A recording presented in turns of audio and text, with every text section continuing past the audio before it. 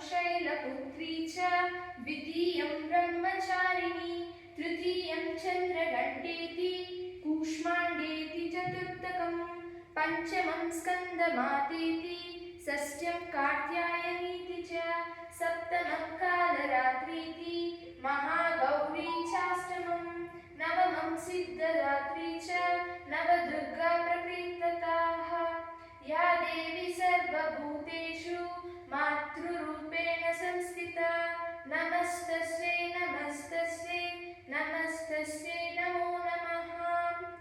ನಾಲ್ಕನೇ ದಿನದಂದು ನಾವು ಕೂಷ್ಮಾಂಡ ದೇವಿಯನ್ನು ಪೂಜಿಸುತ್ತೇವೆ.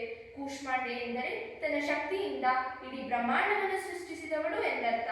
ಆಕೆಯು ಸಿಂಹದ ಮೇಲೆ ಕುಳಿತಿರುತ್ತಾಳೆ, ಅಷ್ಟಭುಜವನ್ನು ಹೊಂದಿರುತ್ತಾಳೆ, ಮುಖದಲ್ಲಿ ಸೂರ್ಯನ ತೇಜಸ್ಸು ಮತ್ತು ಮುಗುಳು ನಗೆಯನ್ನು ಹೊಂದಿರುತ್ತಾಳೆ. ದೇವಿಯು ನಮಗೆ ಜೀವನದಲ್ಲಿ ಶಕ್ತಿ, ಸೃಜನಶೀಲತೆ ಮತ್ತು ಧೈರ್ಯವನ್ನು ಹೇಳಿಕೊಡುತ್ತಾಳೆ.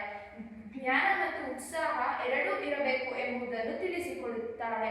ಸೃಷ್ಟಿ ಸ್ಥಿತಿ ವಿನಾಶಾನಾಂ ಶಕ್ತಿ ಭೂತೆ ಸನಾತನಿ